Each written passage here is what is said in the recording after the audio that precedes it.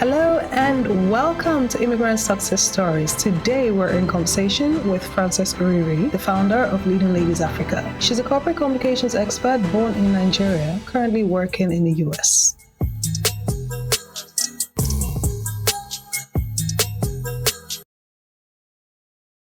Frances Onomarie, welcome to the show. It's nice to have you here. Thrilled. Yay. Ecstatic, exhilarated to be here. Thank you for having me.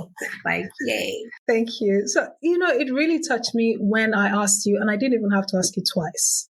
And you immediately said, yes, I would do it. And what was going through your mind when I first talked to you about the podcast? And that made you say, okay, you know what? I want to lend my voice to this. I think that this is an important conversation to be had. There are a lot of us who either by default or design have become immigrants. And that experience, as much as there are a lot of people who consider themselves immigrants, that experience is also very specific and very nuanced. So the more conversations that different immigrants have, about their stories, their experiences, I think it just helps somebody out there, it just helps somebody whether settling into a new country, a new town, a new role, a new school, these conversations are essential.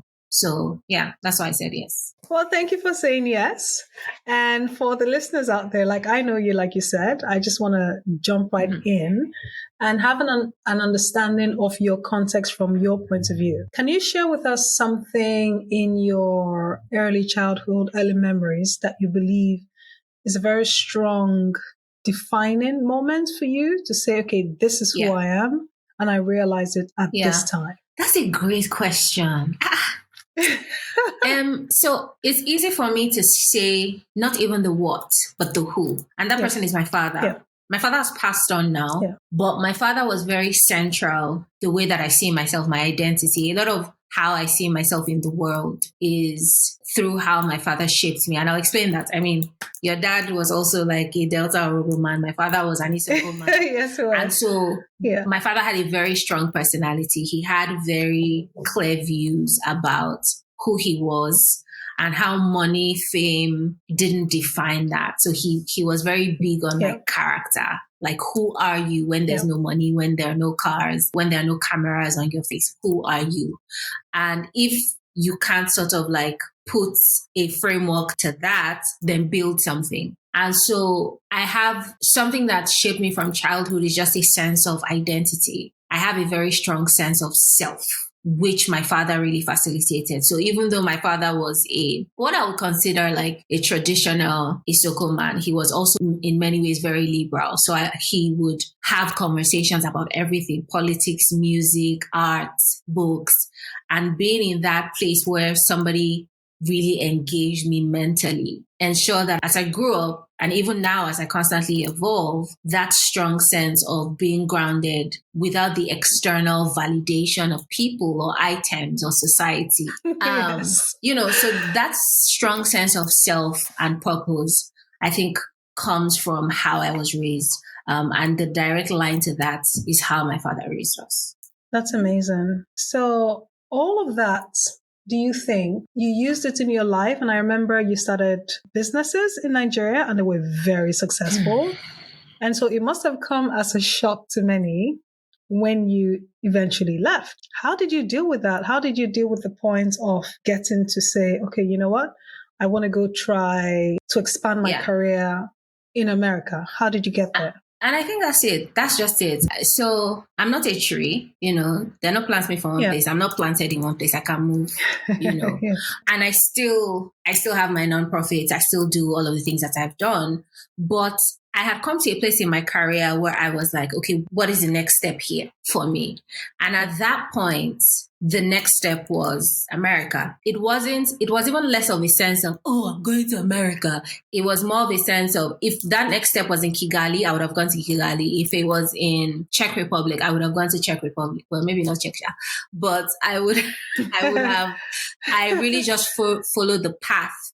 So for me, I'm always like, what is the next thing and where does it lead me to? And anyway, it leads me through prayer, introspection, and thoughts, I take it. So it was less, I'm leaving Nigeria, and more, I want to expand my career. I have all this experience in Africa, Middle East, Europe. I need to have US centric experience. Yeah. And it was just taking up the opportunities that presented itself, the next step. And here we are, we're still in the next step. So. So before you took this next step, was there any fear and resistance? And how did you manage to transcend that and actually take the plunge? So I will answer that question, without saying yes or no. So was there fear? So I'm not a fearful person. I'm not given to fear, especially because I'm not a tree. If it doesn't work there, I get a house. Coming back home has always been an option. It will always be the option. So that was the, first thing. The second point was, I'm not afraid of failure. I've failed a lot. And so that sort of builds it muscle where if I go and this is, I'll come back or I would redirect my path. But more importantly, I think the move, even though it was clear, and I'm going to get a little churchy here, so apologies to folks who aren't religious or Christian. It was the next step from God for me to do, really. I had prayed about, in fact, the desire to go. If you know me, I'm very pro-Nigeria. I'm very I want to eat amala this morning and starch and banga in the afternoon. And do you understand? And so to leave that, I'm very homegrown. So it wasn't my desire to be I'm just going to go to this. But God had predestined that was the next step. And so I took it and I said, God, if I fall flat on my face, is you that they will laugh at. They will say God sent her, So there wasn't fear, but there was what is it going to be? Because I was entering into this unknown territory. Of course, I had traveled to the States a lot, but I had never worked or lived there. And let me tell you something. It's completely different. When you visit for 2 weeks or 6 weeks, you are just oh my God, America, the land of the brave, I'm free. But when you live there, actually live there and work there, it's different. So there was no fear, but there was just a lot of what is it going to be like? How is it going to be? Yeah. I love two things that you just mentioned that really jumped out to me. The first was that you have had quite some failures in your life. And I want to touch on that a little bit. And to be specific, I would like to ask, what do you think was your best failure? And what do you think was your most bitter failure? My dear, make I tell you, no best failure. Let's be real. There's no, you can look in hindsight and be in hindsight to say that worked out great. Yeah. And this is ironic. My move to America, because I had been working in this tech company where I was, I had done all of the regional comms for Africa. So I was okay, done this, done that. I want to move to America. That move landed me in hot potato soup. It was hot potato soup. I love everything that you've heard about a Black woman in corporate America. Every bad thing, racism, gaslighting, anxiety, I was suicidal, every single thing. It say the line I'm up like this, okay, we have passed this one, move there. And you remember that I said earlier, I was okay, God, if you're doing this, I don't just understand, what is this? What I learned from there was that, and sorry again, I'm going to be churchy. Just because God sends you somewhere doesn't mean that it's all going to be roses and sunshine. Sometimes it's you're going there to prep, to build muscles. Because imagine if I had come to America and everybody was oh, you're the best thing since sliced bread. And I say this respectfully, what I experienced is what millions of Black women and women of color experience in corporate America. It's the norm. So if you find an experience that is not that, it's other. You're an outlier. The norm is that, why are you too this? You are too aggressive. You're too this. Anyway, so what that did in terms of lessons learned was that it helped me to see that, this space is not about cutting candy and, they say in Nigeria, nobody everywhere is soft. Everywhere is soft and nice. So there's skills you have to develop. There's a way that you have to strategically approach your work. There's a way that you have to show up. So I remember when I showed up, I was everybody is my friend, kumbaya. And we eat you and spit you out, So I learned all those lessons of resilience and just also like centering myself, because I realized after that experience that a lot of my identity that had been grounded in by my father and all the things he taught me, I had lost some of that. And like my identity had now become my job. So when I resigned, I struggled to find, okay, who am I without this role in this tech company? Like, what am I? Am I going to succeed? Are people going to like me? Who am I? So I went through this whole wilderness period where I had to center myself, not on my job title or the company that I work for, but on what's inside. And that was a lesson that I could not have learned without that experience. And I'm forever am I grateful? I don't know. But it was something that just really helped me reframe how I engage here. And by here, I mean America. Wow. Yeah. That's a lot. So many things that you said there that I want to touch on. But I want to ask on behalf of, say, a young lady, an immigrant, maybe Nigerian, is coming into America, corporate America, for the first time. She doesn't know anything. She just has her dreams. She has her ambition, her strength, her joyfulness, her desire to work, all of that. What is it from your perspective that she or he needs to unlearn first? And then what do they need to learn in order to thrive in this environment? Before I go into what they need to learn and unlearn, I would say America is a very rewarding, so it's a very capitalistic society. So it means that there's high pressure, but there's also high rewards. So it's a place where you can quickly move and grow. So always have that at the back of your head, right? Like, be aware. That being said, because it's high reward, it's also high pressure. So in terms of the things you need to know, you know how Nigeria, you can be like, it rained today, I can't come out of my house. And your manager can be like,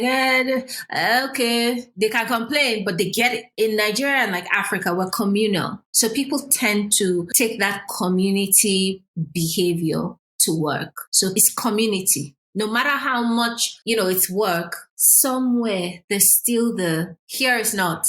People are very individualistic. I remember I had a minor surgery and I was telling this, lady that, I was like, oh, I had a surgery. She was like, oh my God, I'm so sorry.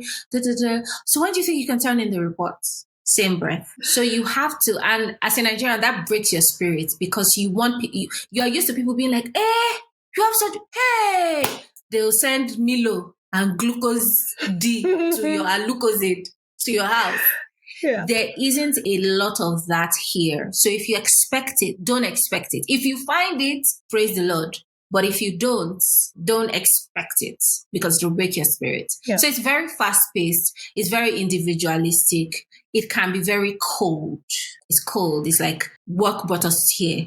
Let's face the work. After that, we can do anything. So in terms of things to unlearn, I've spoken about those things. I wouldn't want to say unlearn. I would say compartmentalize, because I wouldn't want people to unlearn the things that actually bring value. It's good to build community. It's good to, to be open. It's good to approach work, in just that wholesome, warm way, but compartmentalize. Know that this culture is different. In terms of things to learn, your competence is really a strong currency in America. So, a lot of people, what's the word? They faff around in Nigeria. They operate under the radar. They don't really work hard. They collect salary. Yeah.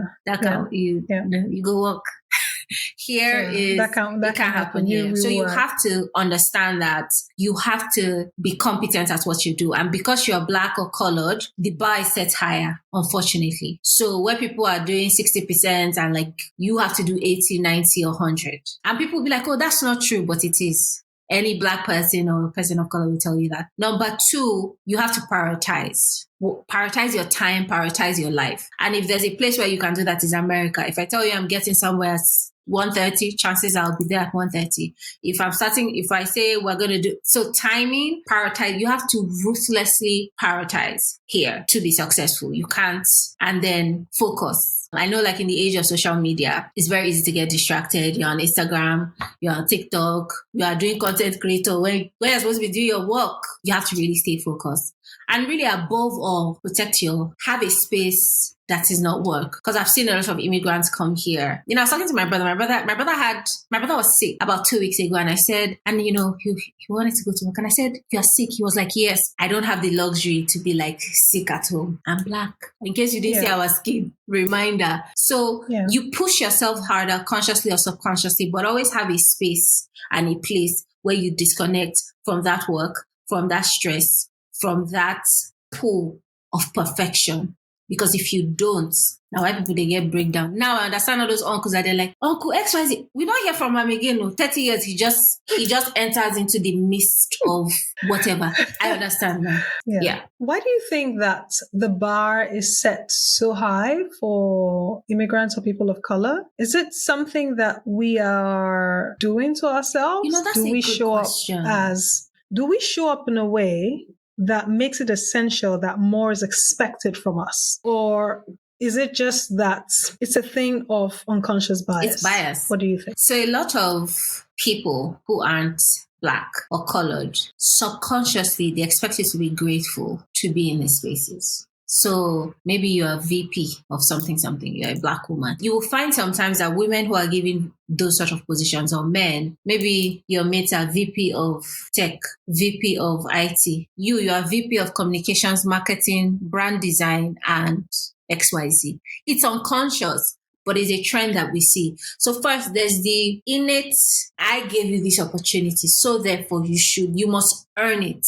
You must work to be here. And so that is what is reflected in, and you being there, you know.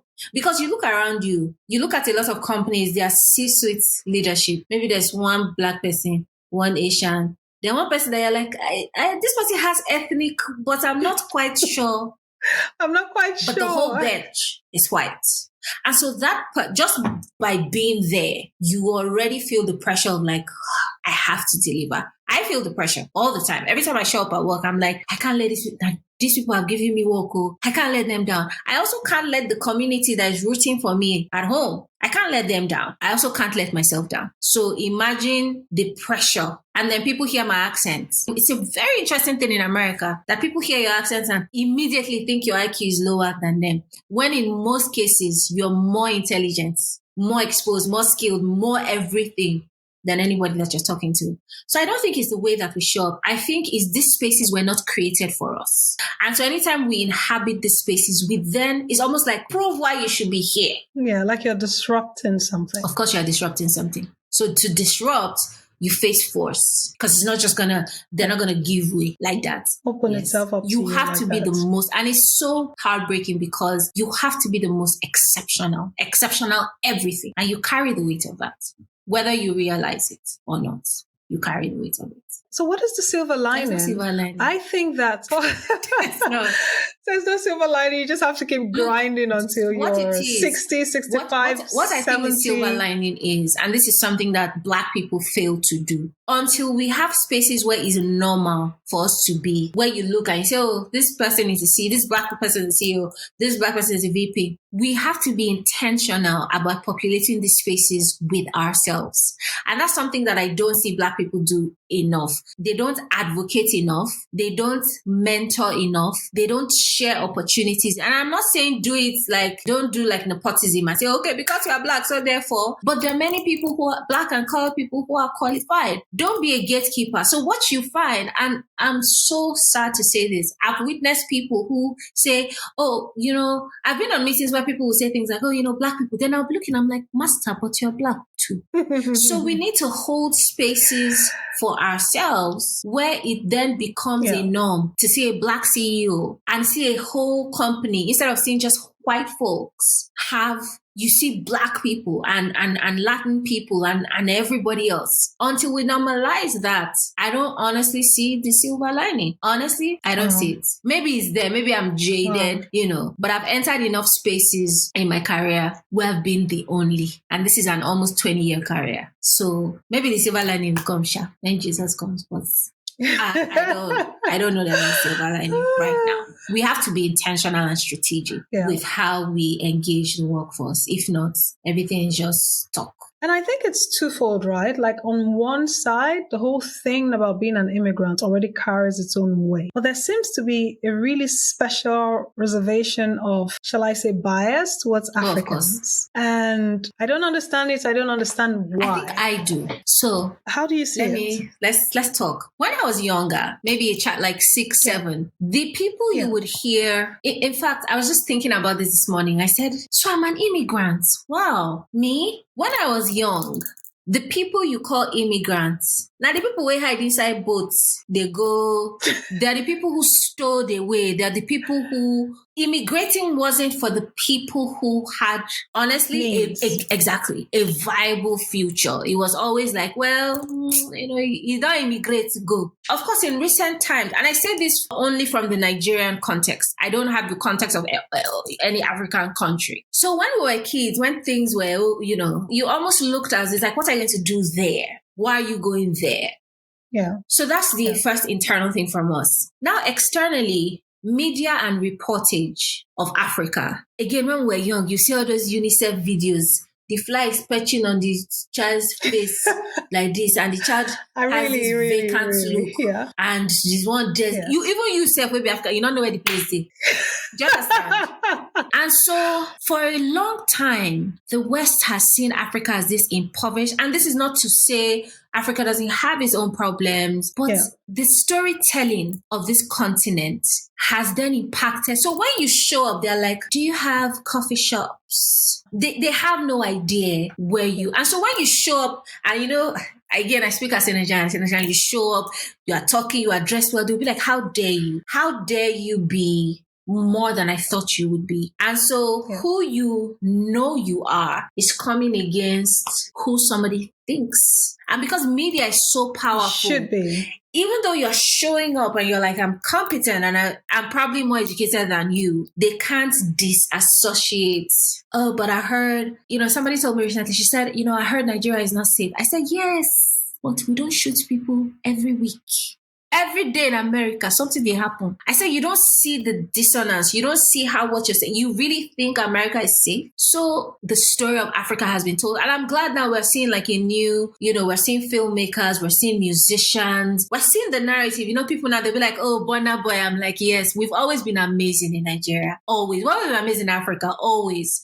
But I'm glad now that, and that's why also in a lot of ways, I'm learning. I'm not yet there. I'm learning to be comfortable with the tag immigrants. I don't like it. I still don't like it because I feel like, I know I didn't come here because, how people be like searching for a brave new world. No, that wasn't me. That wasn't your story. But I'm learning to embrace it because, there's power there as well. I think for many of us, there is a real struggle with authenticity, our innate identity, and assimilation. And I really, really love that you touched upon showing up as who you are and meeting resistance from people who only expect people like you to be something else. And it doesn't matter that you show. It seems to me that the more you show up as the opposite or greater or better than what they expect, you're going to receive not just resistance, but some not quite pleasant emotions and reactions in return. So how does somebody balance authenticity with assimilation? So what I'm going to say might be controversial. Don't balance it.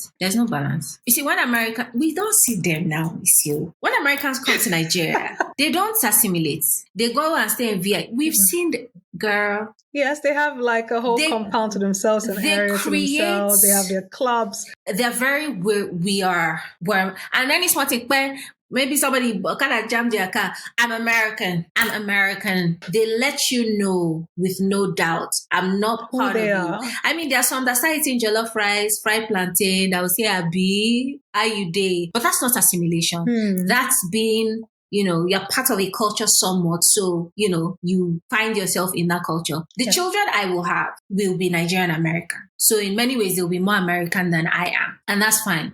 I have no desire to assimilate. In fact, coming to America has made me embrace my Nigerianness even more. All the aspects and the terrible aspects of our culture that I don't like. But the aspects that are great.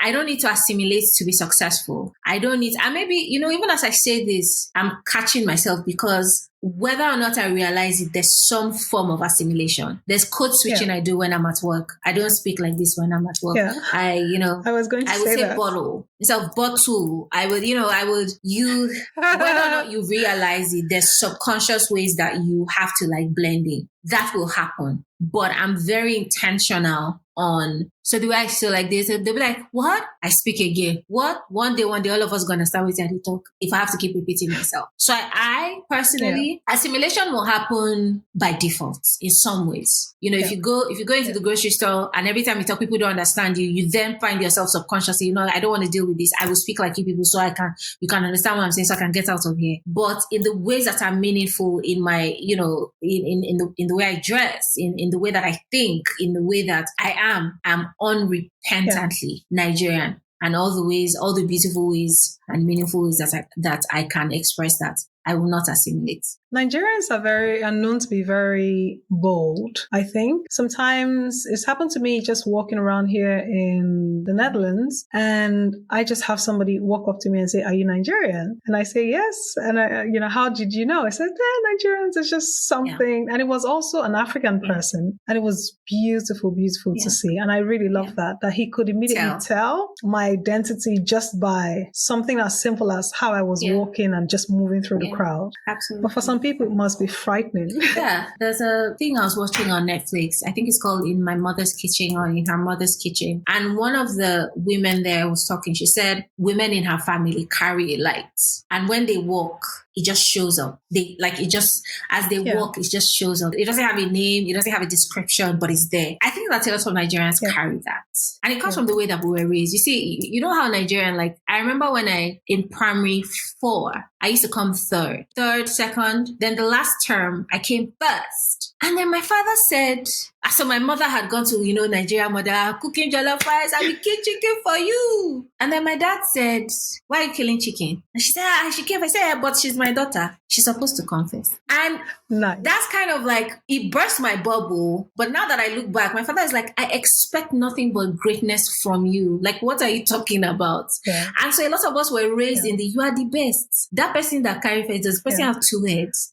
And so that shapes how you show up in the world. And again, you're showing up here and somebody has this image of war torn, you would fly on your nose, and you are showing up like I'm the king. And it's just it must be so infuriating. It must be so infuriating. Mind blowing. Yeah. But I'm not responsible for how anyone feels inadequate about themselves or how they react to my greatness or my majesty. Not my business. That will not concern me. I really love that. There's an robo saying that my mother shared with me. She would say, it is true that all fingers are not equal. I don't dispute that. But why must I be the shortest? Exactly. And I love that. Exactly. I love it. I get that. Yeah. Absolutely. Thank you guys for watching. The conversation continues and part 2 is even better. If you like this video or if you found it helpful, please share it, like it, and subscribe. It really helps us to reach many more immigrants in business and to bring premium content to you all. Thank you.